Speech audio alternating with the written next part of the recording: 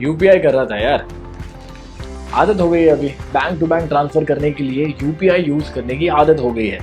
तो एक बहुत ही इंटरेस्टिंग चीज़ हो रही है। रिलायंस, फेसबुक, गूगल, ओला, पेटीएम, टाटा ग्रुप, भारतीय Airtel, Kotak Mahindra, visa, master card, axis bank, ICICI bank, HDFC bank, ये सारी कंपनीज आपस में आकर के कंसोर्टियम फॉर्म कर रहे हैं। कंसोर्टियम यानी कि अ ग्रुप ऑफ 2 और मोर कंपनीज जो साथ मिल करके एक एंटिटी फॉर्म करते हैं, अपने रिसोर्सेज शेयर करते हैं to achieve a single goal.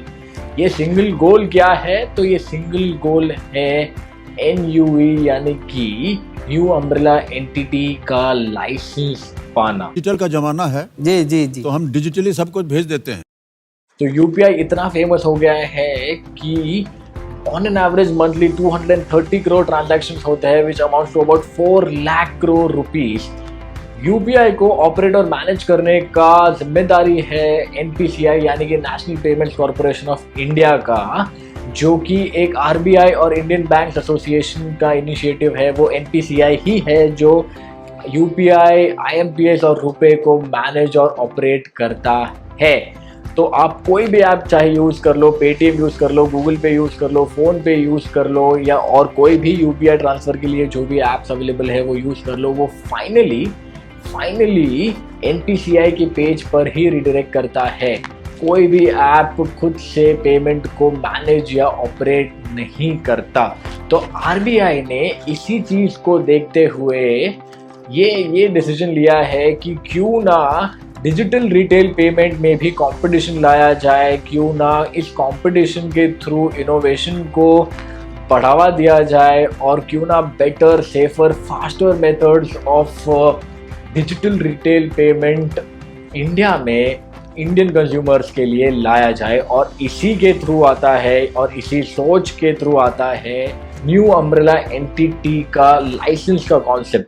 Jin companies को एनयूई का लाइसेंस मिलता है आरबीआई के थ्रू, उन कंपनीज को डिजिटल रिटेल पेमेंट सर्विसेज को पूरी तरह से ऑपरेट करने का मौका मिलेगा। यानी कि ये कंपनीज एटीएम बना सकती है, आधार बेस्ड पेमेंट्स बना सकती है, सेटलमेंट और क्लियरेंस सर्विसेज दे सकती है, पॉइंट ऑफ सेल्स टर्मिनल्स बना सकती है, रेमिटेंस सर्विसेज प्रोवाइड कर सकती है, और मोस्ट इम्पॉर्टेंटली एक एकदम ही नया पेमेंट मेथड का, एक एकदम ही नया पेमेंट टेक्नोलॉजी का इन्वेंशन भी कर सकती है।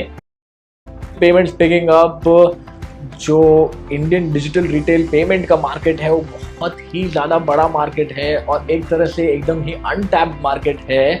तो इसीलिए अब तक ऑलरेडी 4 कंसोर्टियम्स ने आरबीआई के पास अपना एप्लीकेशन सबमिट कर दिया है। और वो 4 कंसोर्टियम्स ऐसे हैं। जो पहला कंसोर्टियम है उसमें आता है Amazon, visa, ICICI bank, axis bank और 2 स्टार्टअप्स जो कि है पाइन लैब्स और बिल्डेस्क।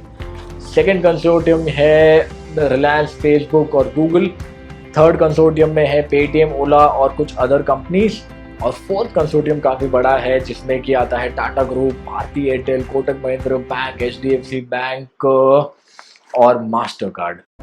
तो अगर इन कंसोर्टियम्स को लाइसेंस मिल जाता है एनयूई का, तो it is very much possible कि आप किसी दिन, 1 आध साल के बाद आप किसी दिन जियो के एटीएम में घुस जाओ, या फिर अमेज़ॉन के कुछ एकदम ही यूनिक बनाए हुए डिवाइस से पेमेंट कर रहे हो, या फिर पेटीएम करो, ये कुछ अलग तरह से करोगे। या फिर ऐसा भी हो सकता है कि टाटा और एयरटेल मिलके एक ऐसा सिम कार्ड बना दे जिससे कि कॉलिंग भी हो और पेमेंट भी। जब भी कभी कंपटीशन बढ़ता है किसी फील्ड में तो इनोवेशन बढ़ता है और कंज्यूमर को यानी कि हमें बहुत फ़ायदा होता है। इसके अलावा इससे गवर्नमेंट को भी काफ़ी फ़ायदा होगा। गवर्नमेंट के टैक्स अथॉरिटीज़ को स्पेसिफिकली काफ़ी फ़ायदा होगा, क्योंकि लिए एक डिजिटल इकोनॉमी में, एक कैश फ्री इकोनॉमी में पैसे कैसे फ्लो हो रहे हैं वो मॉनिटर करना बहुत इजी है, और टैक्स की चोरी करना उतना ही डिफ़िकल्ट है। ये बहुत तेज भी है, सुरक्षित भी है और आसान भी।